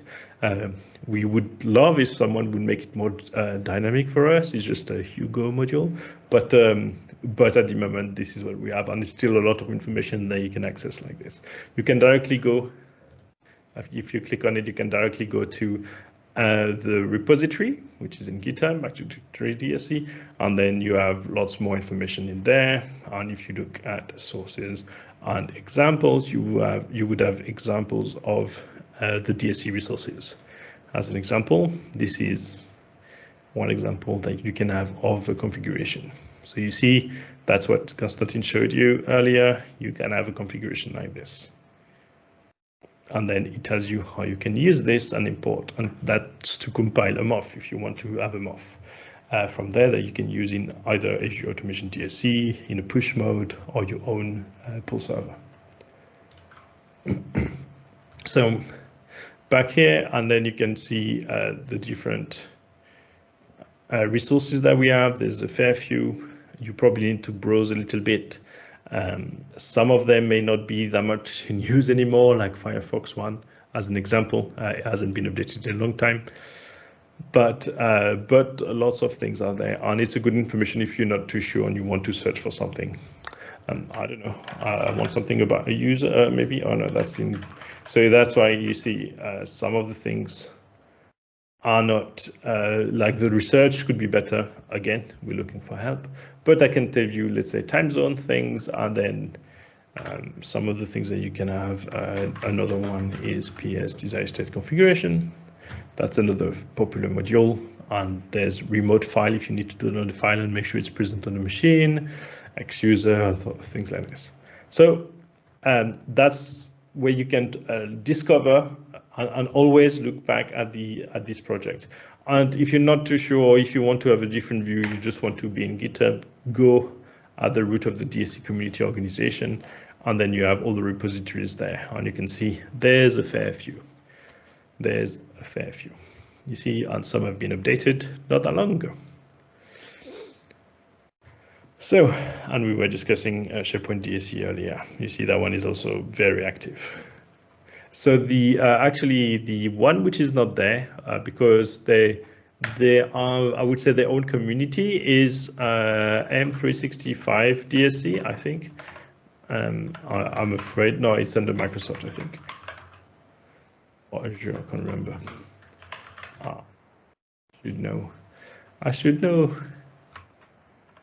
Azure. I forgot. They renamed it as well just to confuse me. No, it's not to confuse me, but I'm not using this one very often. But I will find the link, and they have like a whole community going around working around the M365 DSC resources. It's on the Microsoft, github.com/Microsoft/Microsoft 365 DSC. Okay, you can paste the link in the chat. Yeah, paste the link, yeah. So, and the other very important thing here, two things. First of all is if you need some help, okay, what do you do? What's the future for DSC? I try to blog a little bit there, but then you can find some information where the documentation is, some DSC forum in the PowerShell.org website, and the Slack and Discord chat. I'm pretty much always on the chat. There's a DSC channel in the PowerShell Slack. Feel free to click there, and then aka.ms PS Slack or aka.ms Discord, PS Discord, sorry. And whether you want to use, it's the same channel. They just either use, you go through Slack or you go through Discord, whatever you prefer. And obviously follow the DSC community account, and you will be, we don't tweet that much, but you will have information about when the next DSC community call, it happens every 6 weeks. And you can also find the previous one in the community calls here. And you can find, okay, we need to probably make it up to date, but you can see the recording of the last one. You can see that's pretty much what I'm going to cover today, some of it at least. And you can see the previous ones as well, the one we've got. And not all of them have recording, but we try to be good, better than we used to be. So this is where you're going to find a lot of information, and you have also blog posts. And the blog post, there's a lot of things around DSC there, how to use DSC logging, and most of these are guest bloggers. It can be, so I know Raymond did one, Yorick did one. Like there's a lot of people contributing to those, and I'm sure soon Constantin will post one as well with Azure Automation DSC, right? Maybe you will be the next guest blogger. I don't know. If you ask, I can do. So yeah, we would take, and we would help if need be. We would help you blog as well. So that, I think that was important to find where the information is. There's this, and obviously there's the Microsoft documentation. It's just, if it's just about getting to know DSC. So you have a rough idea of what is guest configuration. It's a way to, for now, audit, but in general to manage a system through Azure control plane. You can use something in the on the VM to look, to edit, or to set some settings on OS. And what does he use under the hood? DSC. And is it the DSC that you've been using, that Constantin has been showing us? Yes, but not exactly. It is not exactly. So there's, as we said, like for years, and for maybe 2-3 years, I would say during 2 years, the configuration team has been working, very actively working, a full team working on actually this, without showing a lot to the community and to people. And that has changed, I would say, more than a year ago now. But that has started to change, and they've as they've released the guest configuration service, also as other service within Microsoft Azure has been using DSC as an engine at least. they've learned a lot, and they created services that are really based on DSC. So is it dead? Definitely not. It's probably never been used that much in that many VMs that it is now. But maybe it's hidden because it's behind other services like Guest Configuration. So the principle is the same, but some of the terminology has changed. So we don't have an LCM anymore. It's not part of PowerShell per se, and there's a lot of things to talk about that, but I may not have time today. So I'll probably invite you to come back to the next, to the DSC community call after the summer holidays, because we will have Andrew, which is the developer from the PowerShell team who's been working on DSC recently, and we will have Steve Lee, who is the engineering manager for the PowerShell team, and they will come and chat with us about, okay, what has changed and what is still going to change with PowerShell DSC. So now you need to think about DSC and PowerShell as two things separate. It is depending on the version. So if in the last pre-release of PowerShell, it's completely separate. So from PowerShell 7.2 preview 6, it's now a module, and there's different version of that module, which is the PS desired state configuration module. And it's a bit complex, but roughly that is very different from what it used to be in PowerShell 5.1. It has less feature, but a broader capability, because now it can work on a cross-platform in PowerShell 7.2. Less capability in the sense that you don't have an LCM anymore, and you don't have a pool server anymore. This is different piece of software. Whether you need it? You need probably some kind of it, yes, and that's why you have services that provide this.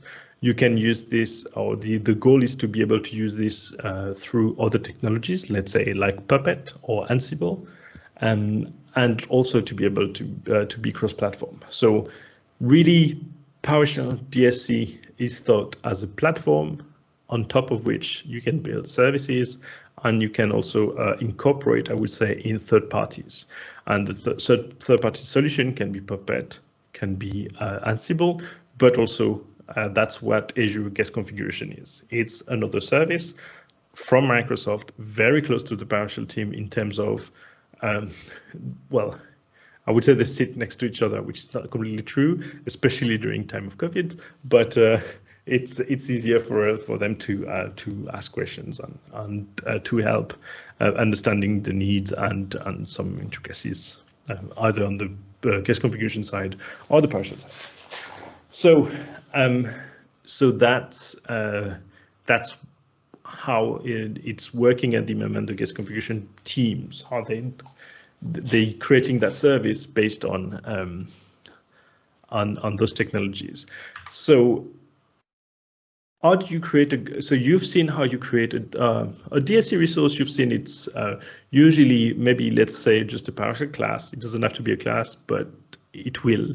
In the next PowerShell, you will have to write class. And what a class is, it's the same thing when you have a get set test, but it's just a better contract to say, well, that's what a resource looks like, and that's how you get the information of the resource. That's how you test the information of the resource, and that's how you set or you remediate the resource based on what you expect it to be. So it's just, I always say DSC is an interface to imperative scripting in PowerShell. You still need to do the set dash whatever noun.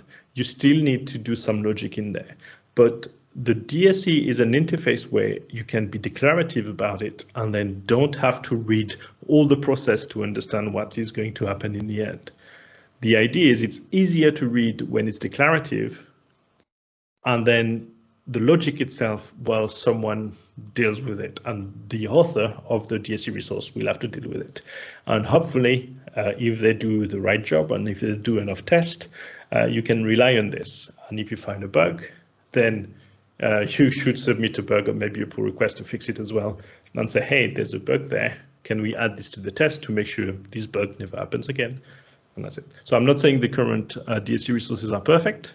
Obviously, you should test them, But there's a lot of tests, and if you look at some like SharePoint DSC, or if you look at SQL Server DSC, some of them have a lot of tests because it's very hard to manage all the use cases.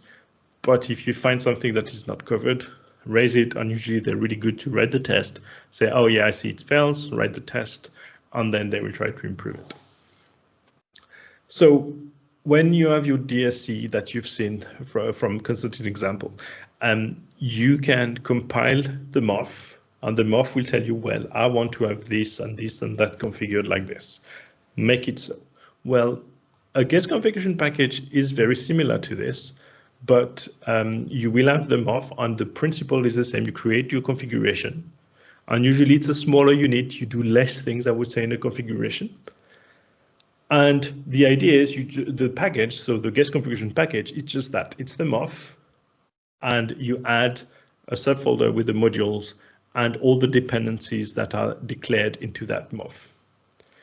And then you add some metadata if you need to say, well, this package should behave like this or should behave like that. But usually it's nothing that you have to do. You have to say, well, is this package, for instance, this package is only for auditing purposes, or maybe this package is enabled for remediation.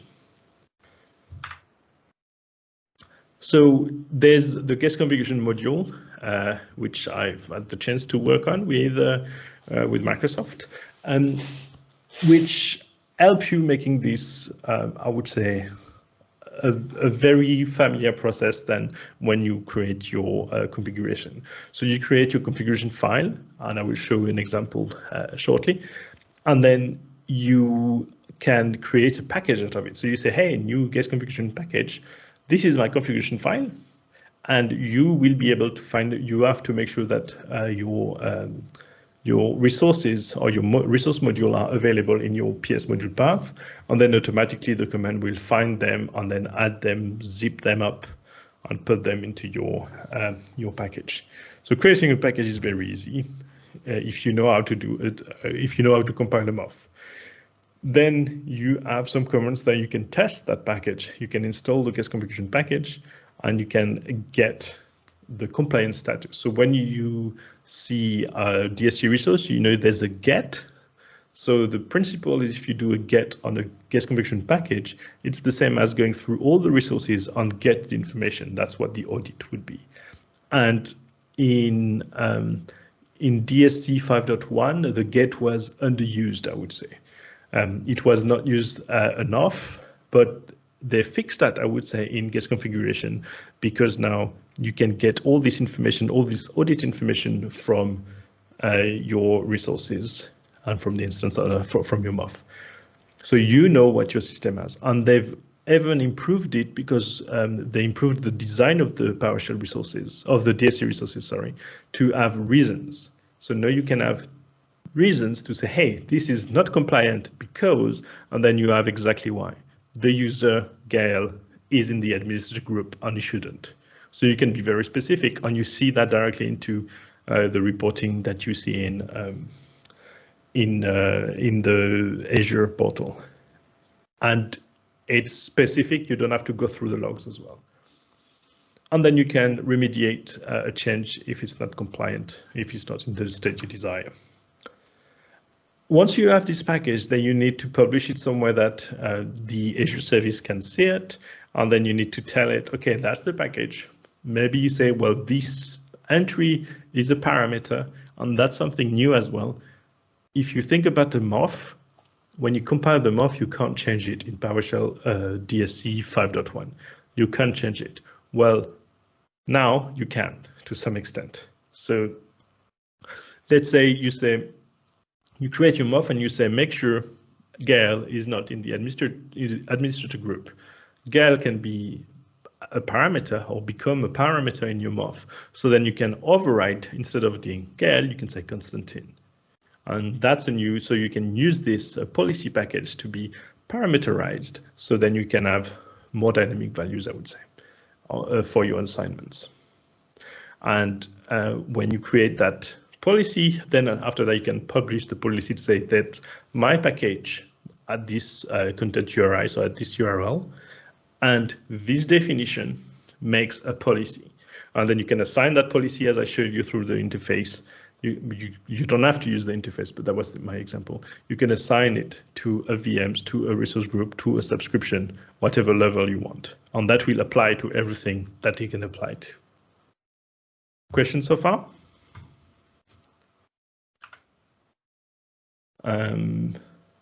I already covered what's new in DSC. So I'll go with a demo. Which one? I'll try a simple one. So I wanted to go much deeper, but I'm really conscious of time. It's already late. So let me close this one. Is it clear? Can you see my screen properly? Yes. Yeah. Yes. Yeah, we can see. I'll come back another day to talk about sampler. Sampler is like this. Sampler is a module that we use in the DSC community that I wrote, which is a template, so it can help you create very quickly a PowerShell module and do all the automation through Azure DevOps, all the automation to build your module, make it nice, run the tests, publish your module, and publish in GitHub. The idea is, a lot of this, there's a lot of file in there, but all of them are generated from a template. And the only thing I've added, I've changed a little bit some of the configuration for the build, but everything here is that was generated by the template. The only thing I've changed is I created a config file here. And that's something that's going to look familiar to you. That's the configuration keyword for DSC. And that's the same import DSC resource, it's just a different resource that Constantin showed you, but that is to build a MOV. So if you remember, he used to call that local host. I'm just calling it directly the name of the package I want to create. And in Sampler, so in the tooling that I'm using now, all the usage, oh, I don't know if you see my screen. My screen just turned off. I told you that happened. Yeah, we see your screen. Okay, good, because I don't. It's fine, it's going to come back. So there we go. So this is just to say that's what I expect the configuration to be. I want to make sure the username Gael is not present on the VM. It should never be installed, somewhere. And when you do that, you can compile them off. And I think I've already compiled them off here. That's the MOV it creates. It's pretty simple. You just say, hey, that's my resource ID, make sure it's absent, and make sure the username is Gael. And that's the version I'm using for the module. So from there, you remember we said you do the new package command, new guest configuration package, and from that it compiles your package, and that's your output. It creates your package, and the package looks like this. I told you there's the MOV, that's the MOV again. Some metadata, in this case, just to say the package type is it. You don't have to touch this, and you shouldn't touch it, but you can see it's there. And you have the modules there. Some of them are automatically populated. That's the dependency that we have. That's the one that's been included. And that's another dependency, which is the module itself. Some of this will change in the near future, but at the moment it's there. But this is the idea. You have your MOV, and you have your modules, the required modules. So that's a package for guest configuration policy. It's DSC. You can see it, even if it's not really said out loud, it's DSC. That's the principle behind it. You create with the configuration keyword, you create your configuration script, you compile it into a MOV, and from the MOV, you create a package that will make this available. Where did it find this? So that's also one of the tricks of Sampler. We can define what module we need to download, and it updates the PS module path, and you can see that the PS desired state configuration module is there. So you can very quickly build everything you need like this. If you want to know more about this module that Gael showed you, the Sampler project, he also produced a YouTube video. I don't know if it's a bit old, but you can get an idea of the Sampler module. I can come back as well for that. No. I need to do more videos anyway for Sampler and more documentations in general. But that's the idea. What happens is you just define what you want, and we define, hey, we want the latest of PS desired state configuration. It doesn't install, you just save it so it doesn't pollute your environment, and then it updates the PS module path so you can use it for compilation. So that's how you create your package. It's pretty simple. And I can show you very quickly how you run this. Task GC ball. That's part of the sampler. Actually, I'm using the wrong one. Sorry, GC pack. And what it does, that's going to build the module that I've got here, but it's also going to build automatically my MOF. You can see it's cleaned up everything, and then now it's creating back what needs. You will see the MOF appears. There we go. It's done the compilation of the MOF, and now it's doing the packages. And you see the packages is finished now. And that is automated. So basically, the only thing we needed to do, making sure the modules are available by making sure it's downloaded, and creating this configuration file, and automatically this automation will compile them off and create the package for us. When we have this package, we need to upload it somewhere which will be available. So it could be a blob, or it could be, I don't know, on GitHub as an example. And you can then create a policy for it and apply that policy to your VM or resource group using the interface as we've seen. Questions so far? Because that was pretty fast, but no.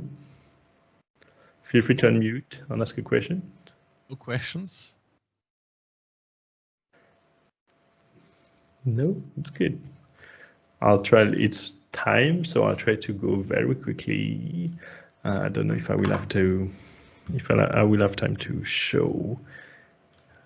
Okay, so I don't know if I will have time to show too much demos, but I wanted to give you an idea. So if you're not familiar, so that's my Windows environment.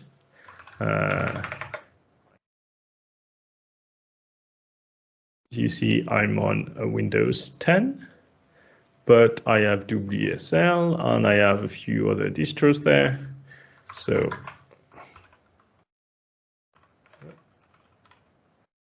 this one is the Ubuntu 18.04. So why do I show you this? As part of my work with Microsoft, and because I told you that Guest Configuration is cross-platform, we've been working on a module which is called NX Tools. What does it do? Well, it's doing things on Linux that you know how to do on Windows. So if you think about archive, we have on Linux, so I can show you actually here. Let's do, yeah. You see that I'm 7.2 previous 6 in there. And something I won't have time to discuss, but I can import module PS desired state configuration, thank you, and minimum version, because I have a lot of version, I think. Minimum version 0. So I'm importing this version.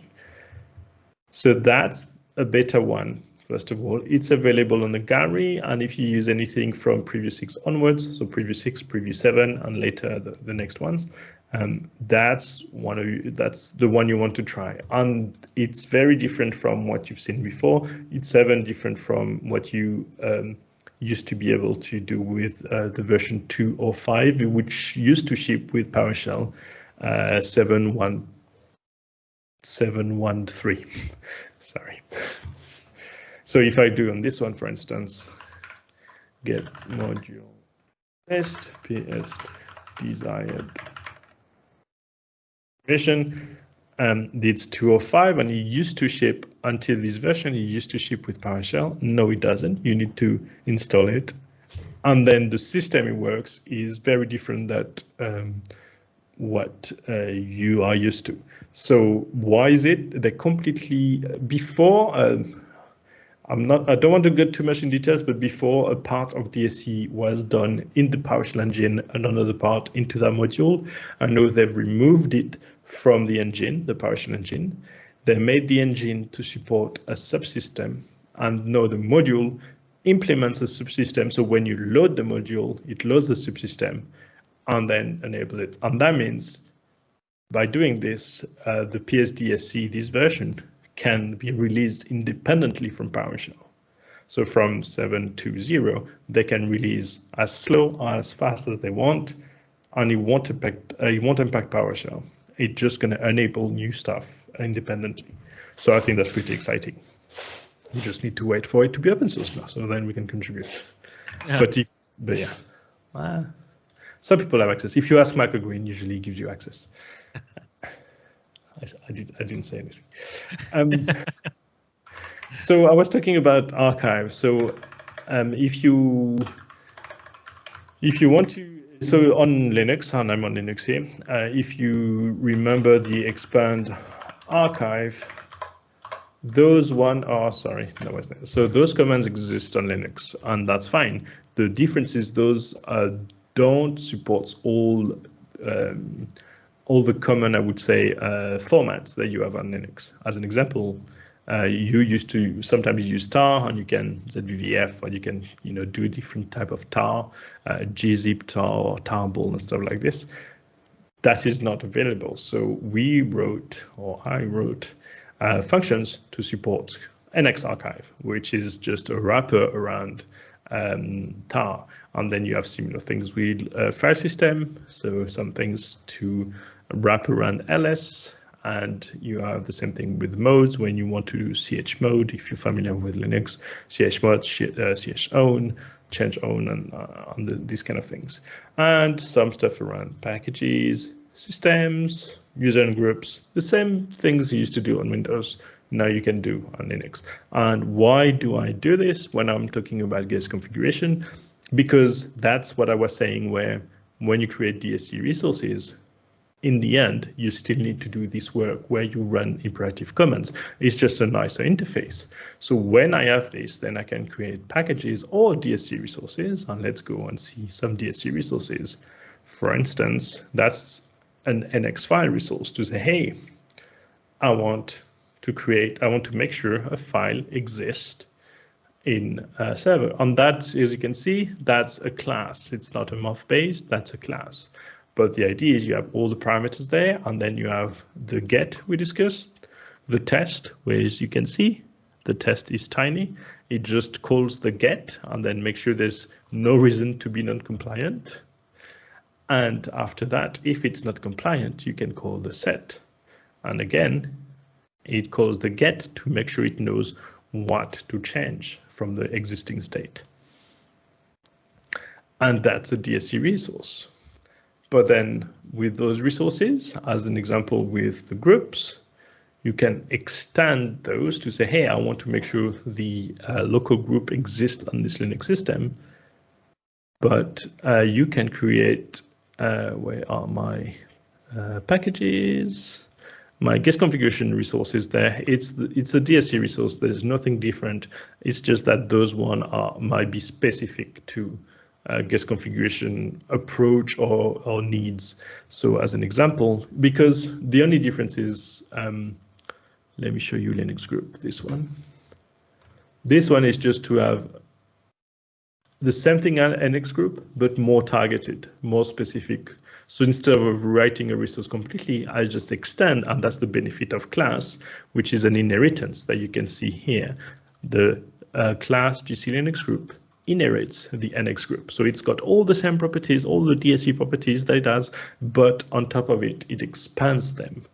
And then we can do some things, but you see the class itself is only 70 lines long because it just extends what is already done in the other resource. So from that, I can use that single resource very easily into a package, which I'm going to show you here. And that's just the configuration I was talking about. So Linux group must include, and you can see this is the one I was talking about. And that's a single instance of a resource. And that creates me one package. On another package very similar, I'm going to open maybe on the side. Actually, I'm going to move it down here. Come here, up. I can see the lag from Teams. So you see it's, oh no, that's not the right one actually. I wanted groups. This one is include and this one is exclude. Just to show you that sometimes you just very slightly changed. So that one is must exclude. So you need to make sure the groups do not contain those users. And this one is include the group name foobar must include those ones. And when I was talking about parameters, that's the kind of parameters that you can update through. So you say, hey, this is a parameter, so you can give the user, when they use, let's say, Azure policy interface, they can update this. So in the GUI, they can go and update this, and that string will be updated.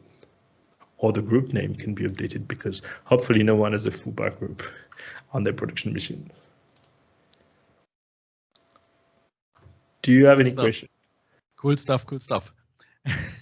I couldn't show as much as I wanted because I just wanted to go through those core principles. That's really, really cool, because I played around with Linux stuff with DSC 5.1, so with the current thing, and that's a pain in the butt, because the first thing is that you have to install some things on Linux that is not maintained anymore with Microsoft because the group does not exist. That's called the OMI thing, so like WMI for Linux, and then you have only, I think, 10 or so resources for Linux, and they are not as good as this thing that what you showed us. So it's a good thing that you can now work cross-platform with DSC to not need, for example, Ansible or Chef or so to cover the Linux part, and only work with Windows work with DSC on Windows.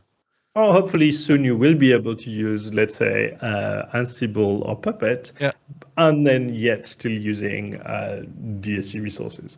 And so hopefully that will be true at some point. Yes, what I wanted to mention, let me just do Alpha release first of all. So yes, a big point you were saying about the old OMI thing you were talking about, that's the NX resources, and I'm completely inspired by them, but they were not PowerShell resources, and that's a new thing. And we were saying cross-platform. Before, the DSC resources were not in PowerShell when it was on Linux. It was Python, or it was script, or it was you could be binaries. You could still do, but you were doing like in C, very low level, I would say, resources. Yeah. So the platform is now consistent. So everything in one language. Well, it supports more. Yeah, it supports more than one language, but definitely PowerShell is supported. Yeah. And so that's the NX tools I was talking about. So if you're on Linux, actually, I'm gonna probably just go. I don't think it's in my system, so I'm just gonna go. I'll just go directly to my source, NX tools, and then. Hopefully I have a compiled version here.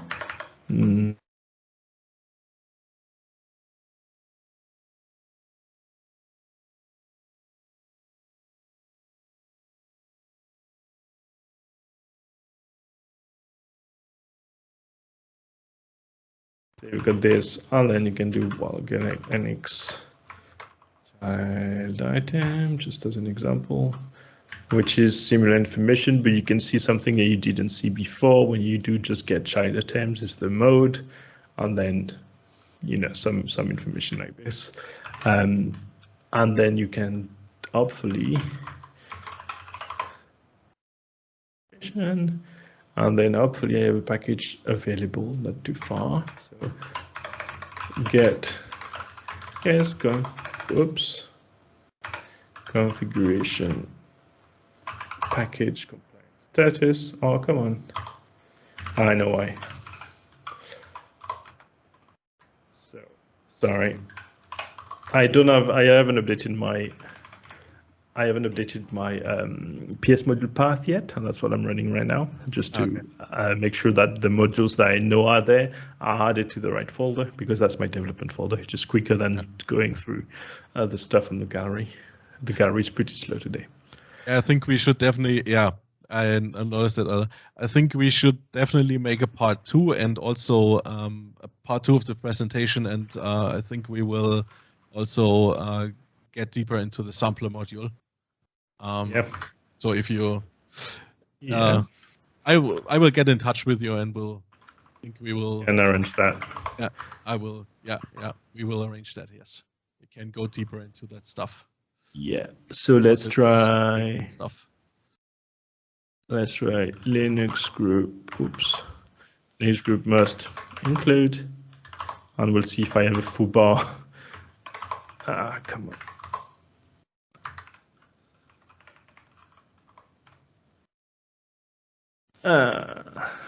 I'm not in the right version, I'm sure. Sorry, that's the problem with my. Permission denied as well. Permission denied, yes. Yeah, okay, that's probably why. Okay. That was my development environment. I had another test I wanted to show you, but it would take much more time.